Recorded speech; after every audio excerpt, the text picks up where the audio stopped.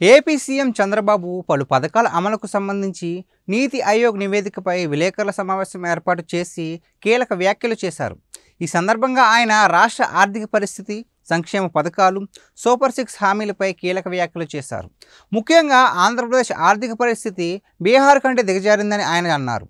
చంద్రబాబు మాట్లాడుతూ కేంద్రం నుండి వచ్చిన నిధులను అభివృద్ధి పనులకే ఖర్చు చేయాల్సి ఉందని, అవి సంక్షేమ పథకాలకు అందుబాటులో ఉంచలేమని స్పష్టం చేశారు. ఆర్థిక పరిస్థితి మెరుగుపడిన వెంటనే తల్లికి వందనం, అన్నదాత సుఖీభవ వంటి పథకాలను అమలు చేస్తామని తెలిపారు. వైసీపీ ప్రభుత్వ విధానాలు, దాని కారణంగా ఏపీ ఆర్థిక పరిస్థితి బీహార్ కంటే దిగజారిందని ఆయన ఆరోపించారు. అప్పుడు దొరికినా తిరిగి చెల్లించే శక్తి ఆంధ్రప్రదేశ్ రాష్ట్రానికి లేదని చంద్రబాబు తెలిపారు. ఆంధ్రప్రదేశ్ ఆర్థిక పరిస్థితిని తిరిగి గాడిన పెట్టే ప్రయత్నం చేస్తున్నామని చెప్పారు. రాష్ట్ర ప్రజలకు నిజాలు తెలియాలని విలేకరుల సమావేశం పెట్టినట్లు ఆయన పేర్కొన్నారు. సంక్షేమ పథకాలు, రాజధాని Amaravati, Polavaram project, Visakhapatnam steel plant వంటి కీలక ప్రాజెక్టులకు కేంద్రం నుండి భారీ నిధులు అందినప్పటికీ వాటిని సంక్షేమ పథకాలకు కేటాయించడం సాధ్యం కాదని అన్నారు.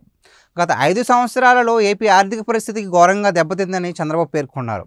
భవిష్యత్తులో ఆర్థిక పరిస్థితి మెరుగుపడిన వెంటనే సంక్షేమ పథకాలను అమలు చేయాలని చంద్రబాబు ప్రకటించారు. అప్పులు తీసుకోవడం తప్పు అని, ఊరికి అవకతవకలు లేకుండా అప్పులు మాత్రమే చేయాలని ఆయన సూచించారు. ఈ సమావేశంలో ఆంధ్రప్రదేశ్ ఆర్థిక వ్యవస్థను తిరిగి గాడిలో పెట్టడానికి సమయం అవసరమని, ప్రజలు ఈ విషయాన్ని అర్థం చేసుకోవాలని చంద్రబాబు కోరారు.